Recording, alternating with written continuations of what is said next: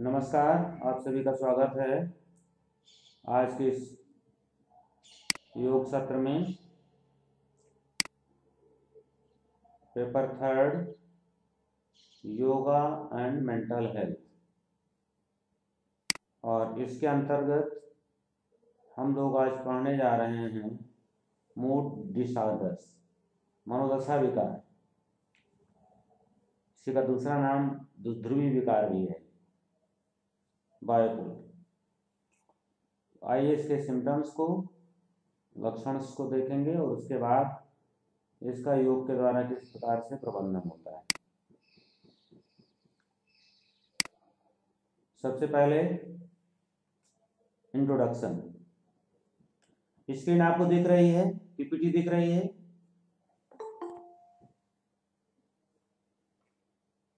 Yes sir. ठीक है।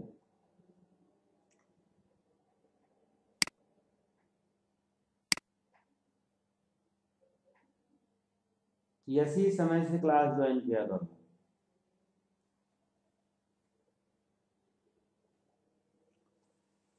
तो ये एक ऐसा मानसिक रोग है जिसका जो केंद्र बिंदु है वो है परस्पर विरोधी विचारों का आना।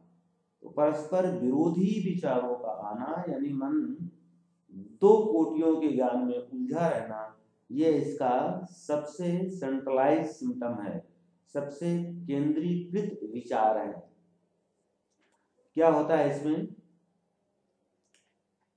मनोदशा विकार, इसका हिंदी में नाम मनोदशा विकार है। तो ये मनोदशा विकार एक ऐसा मानसिक विकार है या एक ऐसी मनोदशा है जिसमें मन के अत्यधिक परिवर्तन होने के चिन्ह आते हैं। मन अत्यधिक परिवर्तन से चिन्हित होता रहता है।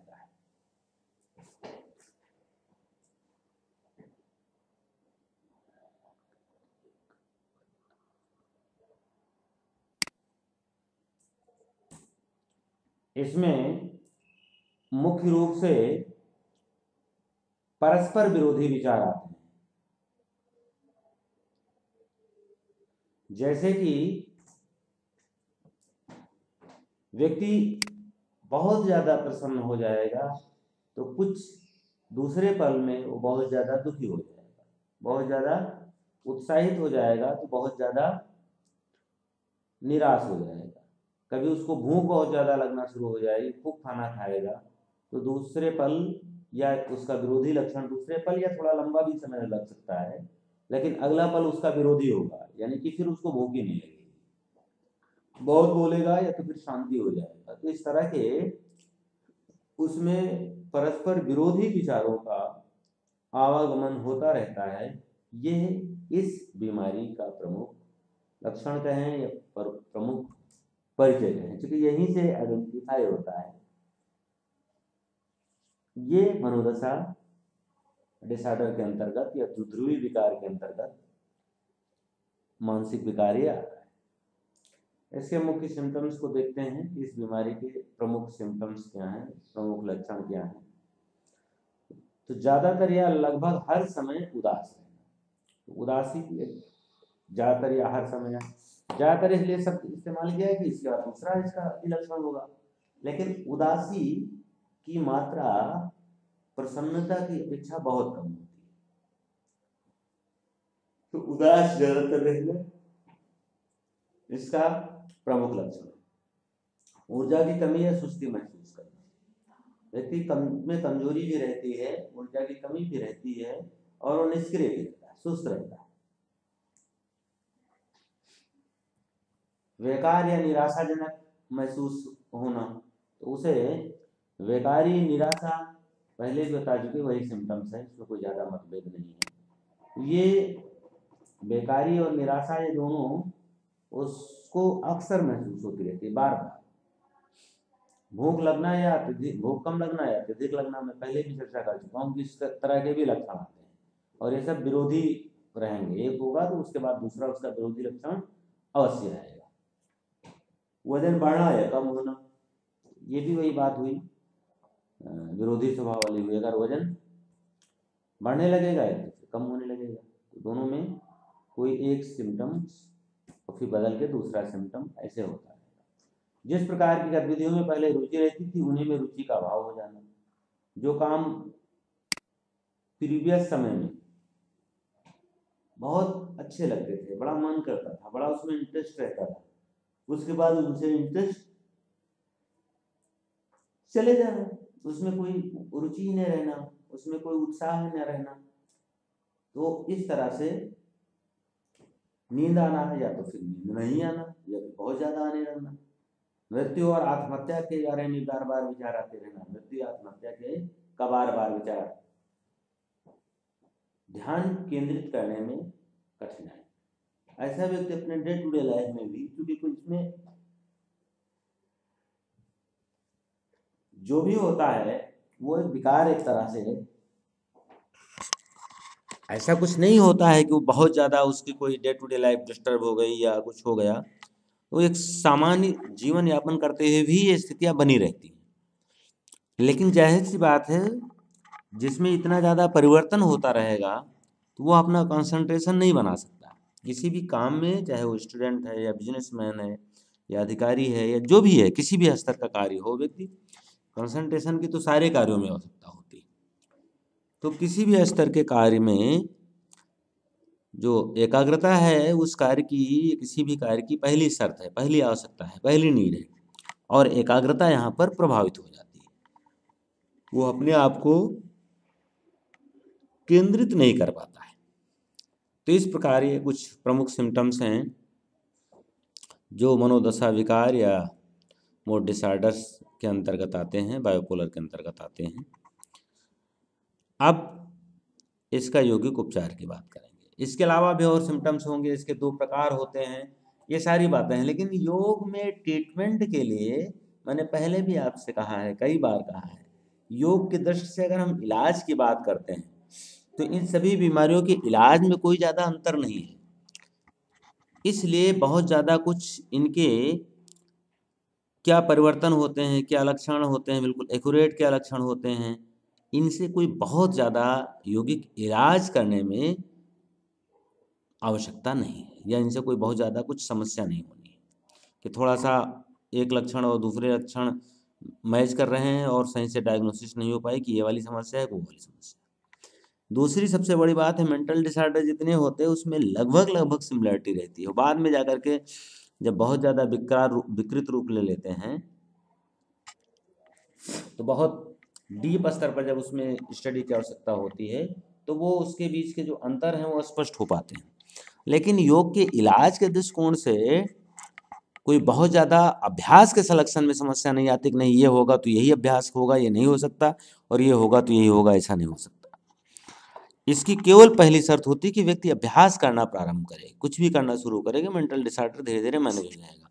अगर उसके साथ और कुछ दूसरे इश्यूज नहीं है, कुछ और इंजरीज नहीं है, इंजरी विशेषकर, कि मेंटल डिसऑर्डर में कोई फिजिकल इंजरी उस तरह की कुछ नहीं होती है सामान्यतः। तो इन सिम्टमों के साथ साथ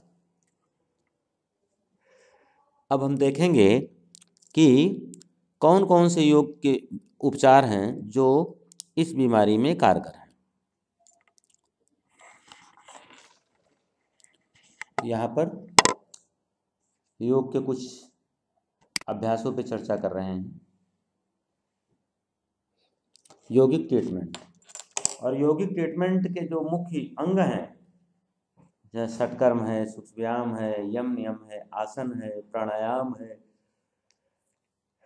मुद्रा बंध है या ध्यान है, इस तरह के कुछ ऐसे अभ्यास हैं जो इस बीमारी में फायदा करते हैं। अब उसमें से एक एक करके देखते हैं कि किस बीमारी में किस तरह के अभ्यास फायदेमंद होंगे या वो अधिक प्रभावी होंगे। तो इसमें षटकर्म को देखते हैं, जल नेति और कपालभाति। ये किसी भी तरह के मेंटल डिसऑर्डर में सामान्यतः इनसे लाभ मिलता है। कपालभाति भी बहुत प्रभावशाली अभ्यास है और षटकर्म का अभ्यास तो है ही है। तो षटकर्म में जलनेति और कपालभाति, ये 2 अभ्यास। आवाज कट रही है?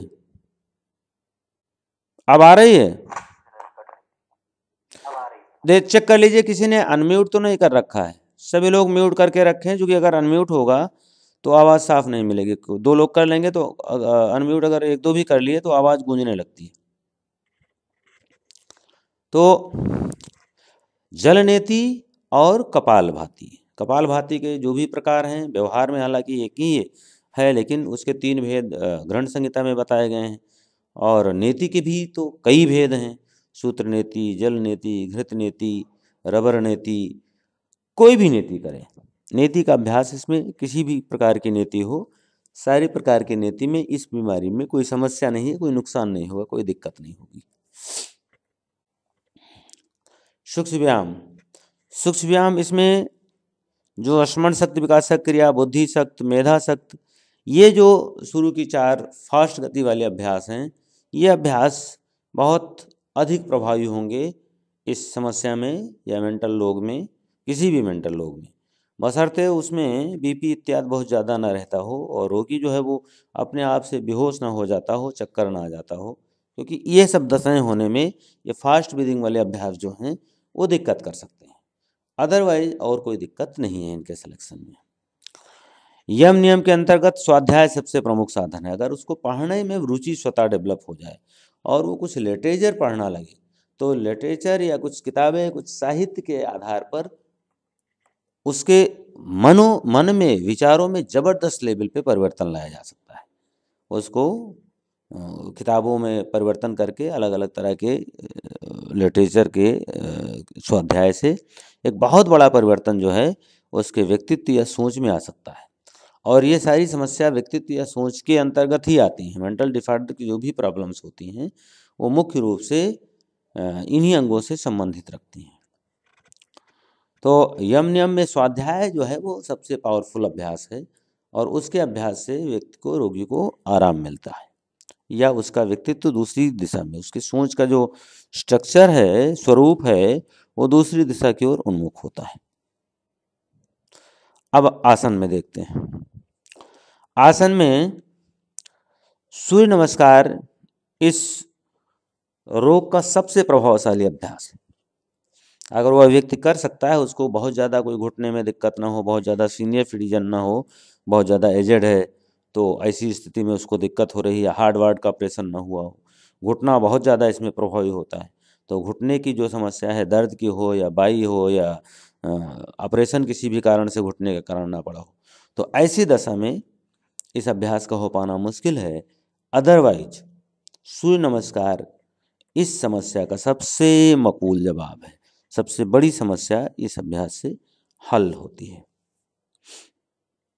इसके अलावा स्टैंडिंग पोस्चर में आसन है, ताड़ासन, त्रियक ताड़ासन, कटी चक्रासन, तो ये अभ्यास भी, और कटी शक्ति विकासक क्रिया जो, आवाज कट रही है। चलिए, अब हमारे यहाँ तो नेटवर्क, अब ये यूनिवर्सिटी का ही नेटवर्क है, जैसा भी हो, लेकिन नेटवर्क की तो इशू नहीं है। या मैं ग्राउंड में आ जाऊं? चलिए, मैं थोड़ा सा ग्राउंड में आ रहा हूं। तो इस प्रकार आसनों में स्टैंडिंग पोस्चर के जो भी अभ्यास हैं, ताड़ासन, त्रियक ताड़ासन, कटी चक्रासन, भुजंगासन, ये अभ्यास भी इस समस्या में काफ़ी प्रभावी है। खासकर बैलेंसिंग ग्रुप वाले आसन, चूँकि इनसे बॉडी पे कंसंट्रेट रहना आवश्यक हो जाता है। बिना बॉडी पे कंसंट्रेट किए आप इन आसनों को परफॉर्म नहीं कर सकते, इनकी प्रैक्टिस नहीं कर सकते। तो इसलिए बैलेंसिंग ग्रुप के जो भी आसन हैं, उन आसनों का अभ्यास इस समस्या में बहुत प्रभावी है।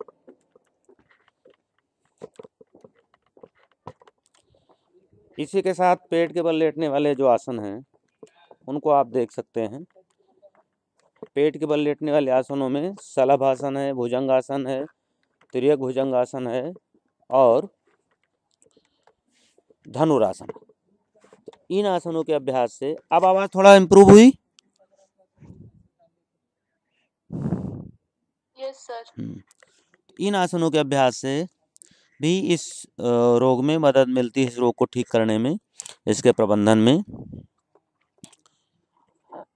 पीठ के बल लेटने वाले आसनों में से नौकासन, बहुत प्रभावी आसन है। इसमें एक्सेल ज़्यादा से ज़्यादा करके और इनहेल ज़्यादा से ज़्यादा करके दोनों तरीके से इसको परफॉर्म कर सकते हैं। अर्धहलासन, अर्धहलासन से ब्रेन की ओर ब्लड सर्कुलेशन बहुत अच्छे से इम्प्रूव होता है। क्योंकि हर व्यक्ति शीर्षासन इत्यादि नहीं कर सकता है, तो अर्धहलासन से इस आसन के लाभ को ले सकते हैं। तो अर्धहलासन, कर्णपीड़ा आसन और हलासन जो लोग कर सकते हैं, चूँकि ये रोग तो किसी भी एज ग्रुप में हो सकता है, तो जो सीनियर सिटीजन्स हैं या ज़्यादा उम्र के लोग हैं वो तो इस आसन को नहीं कर पाएंगे, या जिनको सर्वाइकल स्पॉन्डिलाइटिस की समस्या है तो ऐसे लोग भी इस आसन को नहीं कर पाएंगे या उन्हें करना भी नहीं चाहिए। हाई ब्लड प्रेशर, हार्ट की समस्या, ये लोग नहीं कर पाएंगे। तो ये लोग तो सिंपल आसन इधर के ले लें, पीठ के बल जो कर रहे हैं, पवन मुक्तासन, सेतुबंधासन, मेरुदंडासन, ये सब तो कर सकते हैं। लेकिन अगर यंग एज ग्रुप के लोग हैं और वो कर सकते हैं तो उनको कर्णपीड़ा आसन और हल आसन, इनका अभ्यास अवश्य करना चाहिए। और ये अर्धहलासन ज़्यादा से ज़्यादा देर तक रोकें उसको। सर्वांगासन, तो इससे थोड़ा ब्रेन की ओर ब्लड सर्कुलेशन इंक्रीज होगा। तो ऐसी दशा में माइंड भी एक्टिव होगा, ब्रेन भी एक्टिव होगा और इस रोग में आराम मिलेगा। इस रोग के प्रबंधन में जो है काफ़ी मदद मिलेगी इन आसनों के अभ्यास से। उत्तान पादासन, उत्तान पादासन 30 डिग्री उठा के जब आप रोकेंगे तो आपको काफ़ी फिजिकल मेहनत करनी पड़ेगी और पेट की मांसपेशियां बहुत ही उसमें टाइट होंगी, बहुत ही तनेंगी। तो इसमें भी जो है व्यक्ति को अवेयर रहना पड़ेगा, क्योंकि इस रोग की जो सबसे बड़ी समस्या है वो ये है कि उसमें व्यक्ति कहीं खोया खोया रहता है, वो अपने शरीर के साथ नहीं कनेक्ट हो पाता है। तो कुछ आसन ऐसे हैं जिसमें तो उसे बहुत ही मेहनत करनी पड़ेगी, और मेहनत ही नहीं करनी पड़ेगी, मेहनत भले थोड़ी करनी पड़े, लेकिन उसमें बहुत अवेयर रहना पड़ेगा उसे। तो अवेयर रहने के कारण या तो ये आसन नहीं होंगे, और या वो अगर इन आसनों का अभ्यास करेगा तो उसने जो भी अपनी एक मेंटल दुनिया बना के रखी है जिसमें वो खोया खोया है, उससे उसे बाहर निकल करके अपने शरीर पर आना पड़ेगा। तो ये इस इन आसनों की बहुत विशेषता है कि जैसे उत्तान पादासन 30 डिग्री बहुत डिफ़िकल्ट है। ऐसे बिना बॉडी पे रहे उसे 1 सेकंड के लिए आप नहीं रोक सकते हैं पैर को उठा करके उतनी डिस्टेंस पे। तो इसलिए इन आसनों के अभ्यास से व्यक्ति की जो दुनिया है जिसमें वो हर पल खोया खोया रहता है, वहाँ से वो बाहर निकलने की आदत पड़ जाएगी इसको। इस तरह से सिटिंग पोस्चर के कुछ आसन देखिए, तो सिटिंग पोस्चर में मंडूकासन है, उष्ट्रासन है, वक्रासन है, अर्धमत्स्यंदासन है, गोमुखासन। गोमुखासन भी बहुत इफेक्टिव है, क्योंकि इससे लंग्स कैपेसिटी इंप्रूव होती है। जहाँ प्रॉपर ऑक्सीजन सर्कुलेट होने लगी ब्रेन में, तो ब्रेन की जो समस्याएं हैं बॉडी में, जहाँ ऑक्सीजन का लेवल, इनटेक का लेवल बढ़ा, तो वहाँ पर ब्रेन की समस्याएं सॉल्व होने में काफ़ी मदद मिलती है। तो गोमुख आसन हमारे लंग्स की कार्य क्षमता को बढ़ाता है, इसलिए गोमुख आसन भी इसमें काफ़ी उपयोगी है। शरीर में ऑक्सीजन की सप्लाई बढ़ाने वाले जो भी अभ्यास हैं, सब सारे अभ्यास इसमें कार्य करते हैं। प्राणायाम तो मुख्य रूप से मेंटल डिसऑर्डर में मैं बार बार बोलता रहता हूँ कि सबसे ज़्यादा कोई चीज़ प्रभावी है तो वो है प्राणायाम का अभ्यास। लेकिन उसके साथ साथ आसनों के अभ्यास भी प्रभावी हैं, बशर्ते किसी तरह से वह इन अभ्यासों की प्रैक्टिस शुरू कर दे, वो करना प्रारंभ कर दे, जो करना मस्ट है। अगर अभ्यास नहीं करेगा तब लाभ नहीं मिलेगा। अब देखते हैं प्राणायाम। प्राणायाम में अनुलोम विलोम, भस्त्रिका, भ्रामरी, उज्जयी, ये मैंने लिख रखा है पहले से। तो ये चारों प्राणायाम तो निश्चित तौर पे लाभकारी होंगे। बाकी मौसम के अनुसार, जैसे कि अगर ठंडक का मौसम है तो उसमें सूर्यभेदी इंक्लूड करिए, और अगर सूर्यभेदी इंक्लूड होगा तो उसे आप भस्त्रिका के बाद लाइए, अनुलोम विलोम फिर भस्त्रिका, उसके बाद सूर्यभेदी करिए। और अगर गर्मी का मौसम है तो गर्मी के मौसम में शीतली शीतकारी प्राणायाम को भी इसमें से ऐड किया जा सकता है इसमें, और भस्त्रिका को फिर थोड़ा सावधानी पूर्वक करें या फिर ना करें। यद्यपि भस्त्रिका प्राणायाम इसमें बहुत प्रभावी अभ्यास है, लेकिन बहुत ज़्यादा गर्मी की अवस्था में थोड़ा सा उस समय बॉडी की हीट बढ़ जाती है, तो या भस्त्रिका करने के बाद उसके बाद अनुलोम विलोम ऐड कर लें। तो ये जो मैं इतनी कंडीशंस बता रहा हूँ, ये बहुत कुछ काउंसलिंग, रोग की अवस्था, रोगी की अवस्था, उम्र, बीमारियाँ किस लेवल पर हैं, कितनी और बीमारियों का कॉम्बिनेशन है, इन सब में इतनी सिचुएशंस बनती हैं। जैसे कि अब मान लीजिए वो हाई बीपी का पेशेंट है, तो उसे भस्त्रिका ना ही कराएं गर्मी में तो अच्छा है। लेकिन गर्मी के मौसम में अगर वो हाई बीपी नहीं रहता है, उसको गर्म भी थोड़ा दूसरे व्यक्ति की अपेक्षा कम लगती है, निश्चित तौर पे भस्त्रिका कराएं। गर्मी के मौसम में अगर जिसको कम गर्म लगे और बीपी लो रहता हो या बीपी हाई ना रहता हो, निश्चित तौर पे भस्त्रिका प्राणायाम कराइए ताकि उसके बॉडी में हीट प्रॉपर मेंटेन हो। क्योंकि ये जो समस्या हो रही है बॉडी में, वो ऊर्जा की कमी के कारण हो रही है। तो भस्त्रिका प्राणायाम सबसे पावरफुल प्राणायाम है शरीर में ऊर्जा के लेवल को बढ़ाने के लिए। तो ये करेंगे। अनुलोम विलोम, भस्त्रिका, भ्रामरी और उज्जयी, ये 4 प्राणायाम जो मैंने लिख रखे हैं, ये किसी भी रोग में किसी भी मौसम में ये कराए जा सकते हैं। तो ये तो कराना ही कराना है, अनुलोम विलोम कराना ही कराना है। अनुलोम विलोम के बाद ही भस्त्रिका लाइए और भस्त्रिका के बाद भ्रामरी, भ्रामरी के बाद उज्जयी। लेकिन इन चारों के साथ और जो कुछ अलग हट के कंडीशंस बन रही हैं, मैं उसकी व्याख्या कर रहा हूँ। तो भस्त्रिका प्राणायाम अगर हाई बीपी का पेशेंट है और उसका बीपी बहुत ज़्यादा रहता है तो उसे ना कराएं, और अगर बीपी नॉर्मल रहता है तो अवश्य कराएं। भस्त्रिका प्राणायाम ही सबसे प्रभावी प्राणायाम है मेंटल डिसऑर्डर्स को ठीक करने में, वो चाहे कि जिस भी स्तर का या जिस भी कैटेगरी का मेंटल डिसऑर्डर हो। तो अनुलोम विलोम सबको करना है, हर मौसम में करना है, इसमें कोई समस्या नहीं। बीपी लो है तब करना है, बीपी हाई है तब करना है। तो अनुलोम विलोम प्राणायाम तो हर दशा में होगा। भस्त्रिका प्राणायाम केवल तभी होगा जब या तो गर्मी का मौसम हो तो बीपी उस व्यक्ति का बहुत कम रहता हो और दूसरों की अपेक्षा उसको गर्मी भी कम लगती हो, तब तो गर्मी के मौसम में करा दें। ठंडी के मौसम में भी जिनका बीपी ज़्यादा रहता है उनको थोड़ा धीमी स्पीड में कराएं या फिर ना कराएं।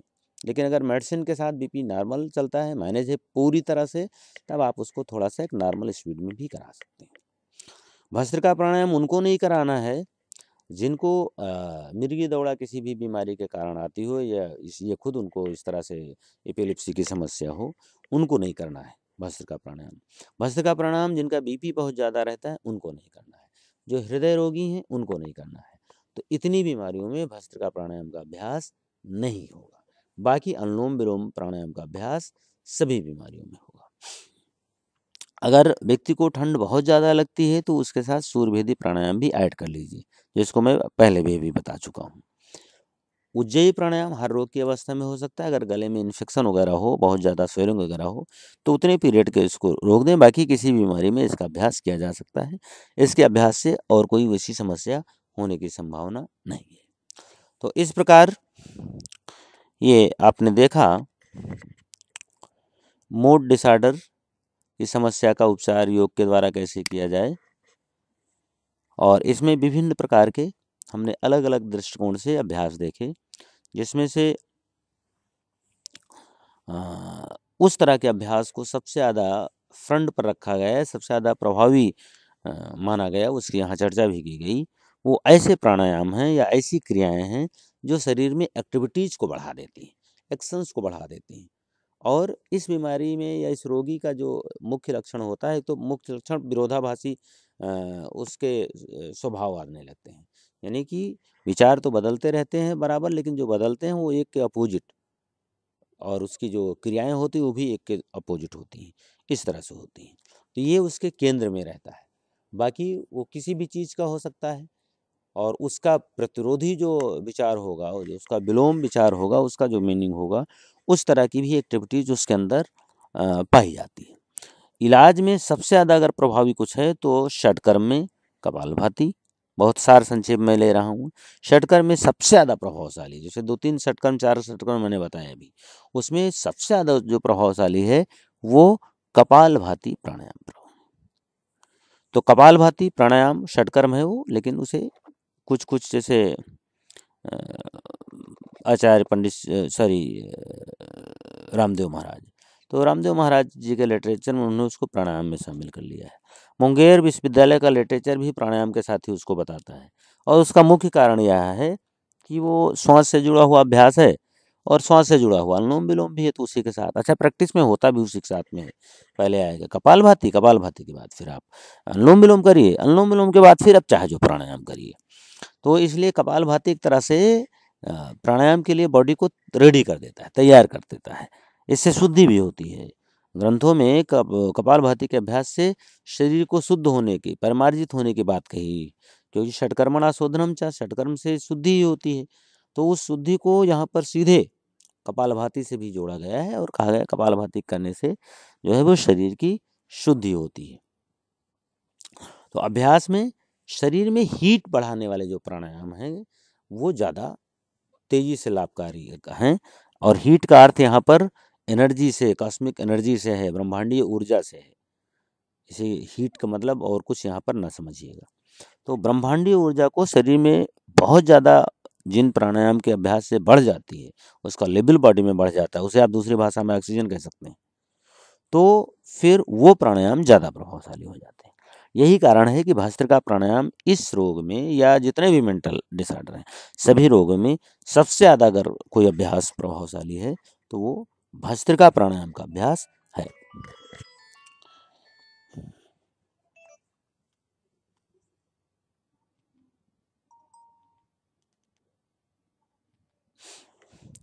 तो अब यहाँ पर क्वेश्चन आंसर के लिए जो है शुरू करेंगे। इसके अलावा हाँ थोड़ा सा मैं मुद्रा की चर्चा कर लूँ। यहाँ पर मुद्राएं की चर्चा मैंने नहीं की कि इस बीमारी में किस किस तरह के मुद्रा और बंध प्रभावी हैं। तो इसमें बंध जो है वो उड्डयन बंध, मूल बंध, दोनों बंध प्रभावी हैं। और अगर सर्वाइकल स्पॉन्डिलाइटिस की समस्या नहीं तो महाबंध का भी इस्तेमाल करिए, यानी जलंधर बंध भी लगाइए। तो जलंधर भी अलग से करिए और महाबंध के अंतर तो जलंधर होगा ही। तो बंध के अभ्यास में इस तरह के जो है तीनों बंध ये भी इस बीमारी में कारगर हैं। और मुद्राओं में तड़ागी मुद्रा, सांभवी मुद्रा, खेचरी मुद्रा, ये सब बहुत सरल। खेचरी मुद्रा तो बहुत सरल है, यद्यप प्रॉपर खेचरी मुद्रा का अभ्यास नहीं हो पाता है जब तक जिह्वा अच्छे से जिह्वा को उसके लिए रेडी न किया जाए, तैयार न किया जाए। लेकिन फिर भी जितना है उतने से ही अगर हम भ्रामरी प्राण उसका खिचड़ी मुद्रा का अभ्यास नियमित करते हैं तो खिचड़ी मुद्रा से काफ़ी लाभ मिलता है। और मूलबंध, तो इस तरह से बंधों का जो अभ्यास है वो भी इस रोग में बहुत ही प्रभावी है।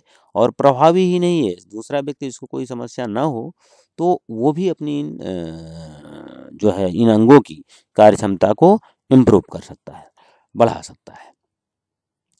तो इस तरह से हमने ये बीमारी को कैसे योग के अभ्यास के द्वारा जो है वो मैनेज किया जाए या ठीक किया जाए उस पर चर्चा की।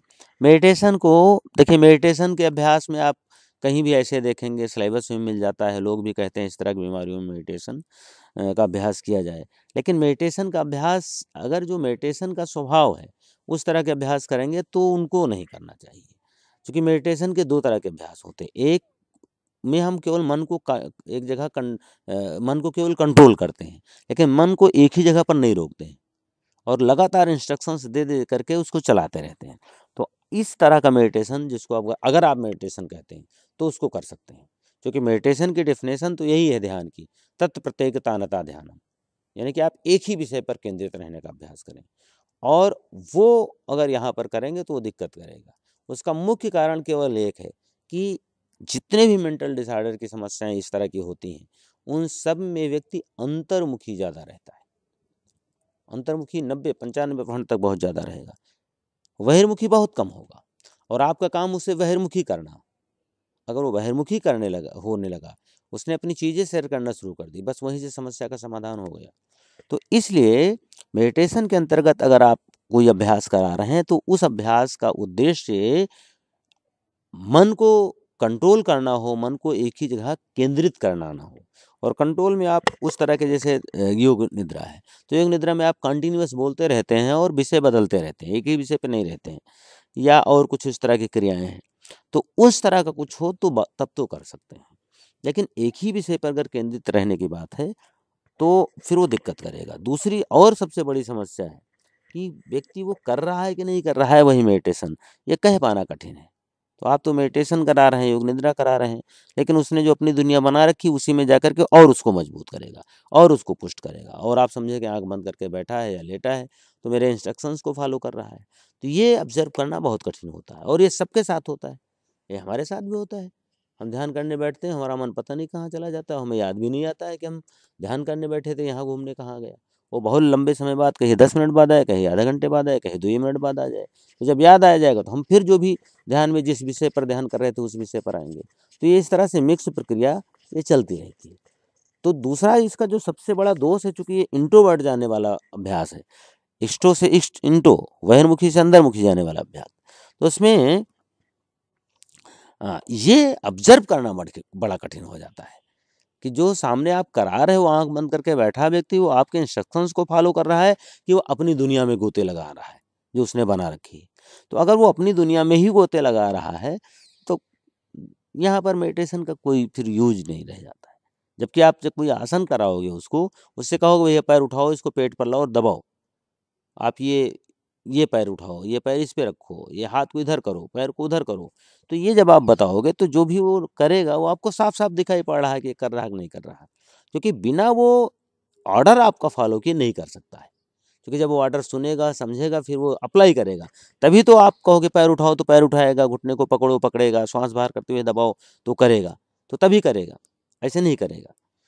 तो ये साफ-साफ आपको दिखाई पड़ेगा और आप उसे ऑब्ज़र्व कर पाओगे कि हाँ, हमारे अभ्यास ये कर रहा है। लेकिन आँख बंद करके कुछ आप करा रहे हो, तो ये कह पाना बहुत कठिन होगा कि उसका मन आपके इंस्ट्रक्शंस पर है कि उसका मन अपनी उस दुनिया में रमण कर रहा है, जो दुनिया से वो बाहर निकलना चाहता है या आप उसे बाहर निकालना चाहते हो। ये एक बड़ा मुद्दा है। इसी कारण ये कह पाना कठिन है कि मेडिटेशन करना चाहिए कि नहीं करना चाहिए। और ज़्यादातर लोगों ने लिटरेचर में ही लिखा है कि मेडिटेशन का अभ्यास इस तरह के रोगियों को नहीं करना चाहिए, बल्कि वो इस तरह के कोई अभ्यास करें कि मन कंट्रोल में आए, लेकिन वो साफ साफ बाहर से दिखाई पड़े। तो ऐसा कोई काम उनको कराइए, वो मेडिटेशन अच्छा है। उनको बोल दिया मेडिटेशन कि भाई आप ऐसा काम करो, आप पंजे के बल चलो, आप अंगूठे के बल चलो, ये आपका 5 मिनट का मेडिटेशन है। तो ये ठीक है। उनको कोई किताब दे दी, इसको बोल बोल के पढ़ो। अब बोल बोल के ऐसे थोड़े पढ़ पाएंगे कुछ सोचते हुए, संभव ही नहीं है। तो अगर बोल बोल के वो 2 पेज भी पढ़ने लगे तो हो गया काम आपका। वो फिर आपके इंस्ट्रक्शंस पे आ गए हैं और इंस्ट्रक्शंस के थ्रू ही उन्हें आप जिधर चाहें उस दिशा में डाइवर्ट कर सकते हैं। तो इस तरह से इसीलिए मैंने स्वाध्याय लिखा है। अब इस स्वाध्याय का मतलब ये नहीं किताब लेके बैठे और अपनी दुनिया में गोते लगा रहे हैं। इसीलिए अगर स्वाध्याय के अंदर ऐसा लिटरेचर लें और लिटरेचर को वो बोलें, बोल के पढ़ें, तो बोल के पढ़ना इसमें बहुत ज़्यादा उपयोगी होगा। क्योंकि कोई भी चीज़ आप बोल के नहीं पढ़ सकते हो अगर आप उस सेंटेंस से नहीं जुड़ोगे। सेंटेंस से आपको जुड़ना ही पड़ेगा बोलने के लिए। आप कहीं अलग गोते लगाते हुए संबंधित या किसी भी विषय पे नहीं बोल सकते हो। तो अगर आप कुछ पढ़ना करते हो, आप स्वाध्याय करते हो, लेकिन थोड़ा-सा बोल के अगर आप करने लगे, तो अपने आप जो है व्यक्ति इंट्रोवर्ट से एक्सट्रोवर्ट होने लगेगा। तो ये ढेर सारे अभ्यास, ढेर सारे दृष्टिकोण से मैंने डिस्क्राइब किए, आपके सामने रखने का प्रयास किया कि कोई अभ्यास कैसे करना चाहिए, कैसे नहीं करना चाहिए, क्या उसमें मॉडिफ़िकेशन है, क्या उसका मुख्य सिद्धांत है जिसकी वजह से ऐसा करने पर ऐसा हो सकता है, लेकिन ऐसा करने पे ऐसा हो सकता है। तो ढेर सारी सिचुएशंस मैंने आपके सामने मूड डिसऑर्डर के यौगिक प्रबंधन के संदर्भ में रखी। अब आप लोगों को क्वेश्चन आंसर सेशन के लिए आमंत्रित करते हैं कि आप लोग आएँ और जो इस क्लास से संबंधित